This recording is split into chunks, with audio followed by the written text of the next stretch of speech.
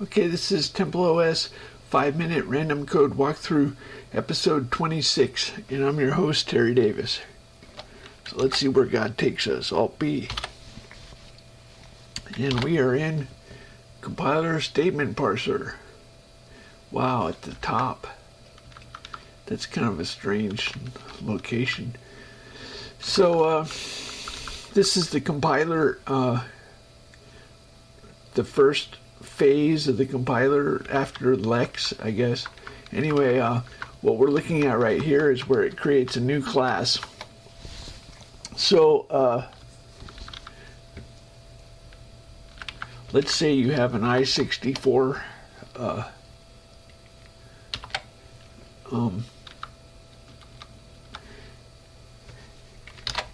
in the symbol table are the symbol table has several types of entries. Global variables are in the symbol table. Data type classes are in the symbol table. The internal types are in the symbol table, and functions are in the symbol table. So these are the main entries in the symbol table. The assembler puts export symbols in the symbol table. So the way a class is implemented is we have a structure for a class that includes the base structure for all source symbols. That's the parent class. Anyway, this includes a class has a list of members, member count, and it has a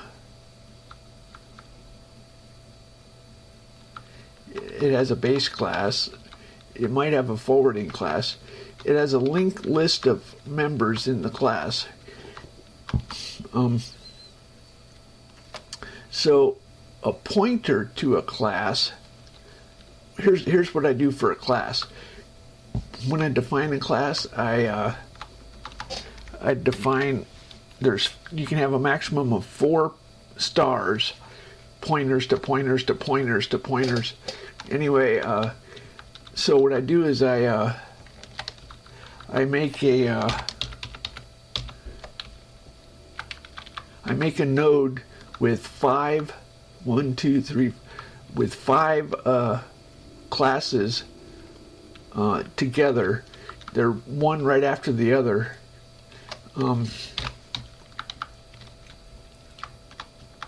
And what I do is, I should have kept that.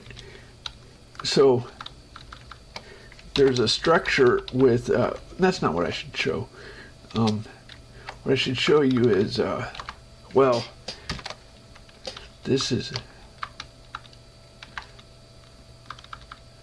I know what I can do. Oh well. So what we have is 5.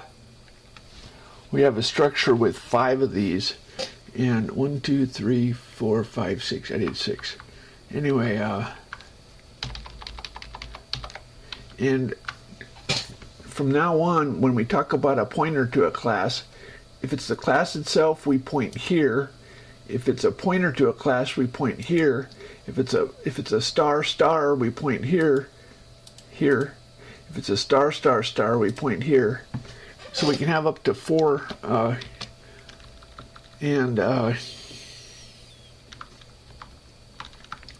so once we when we parse a class,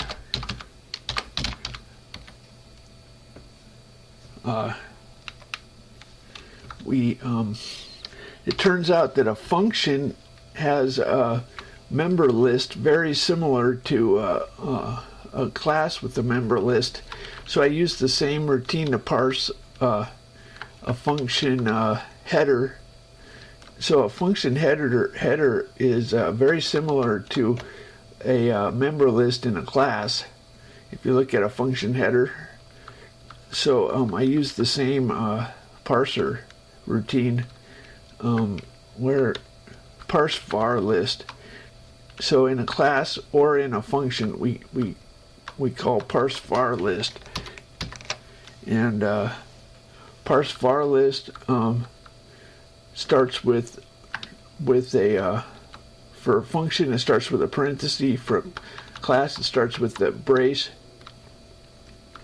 Then you parse the types and the names until you get to the end, and at the end, this is in a loop until we hit, I guess if we get, it's done when it hits so when it hits a parenthesis or right brace, it's done. That makes a linked list. Okay, so we have a pointer to the end of the linked list. So this is we don't make it a stack, we make it in order. So when we add a member variable to a class, we add it on the end, and we record the size of each class. When we add member variables, we increase the size,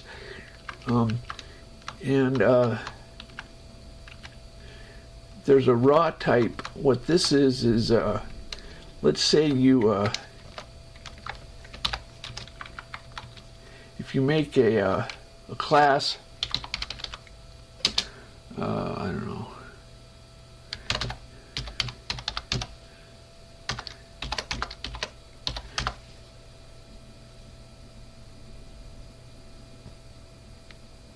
I think what I do is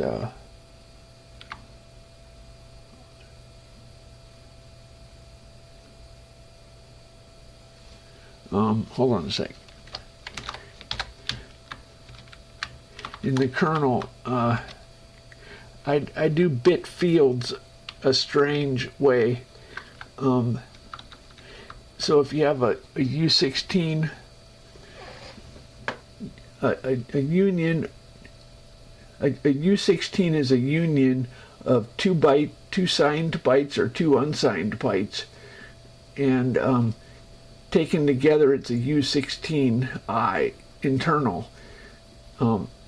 This is a new syntax. Instead of handling bit fields the normal way, this handles this lets you access bytes or subbytes in a bigger integer. These are all integers when treated alone, but you can access the subfields in the integers, and I'm pretty sure that's what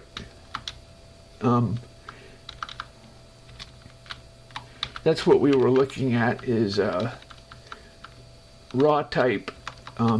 This is a pointer, starts out as a pointer, but for some classes it's the whole thing together is a U8 or a U16. Anyway, oh well.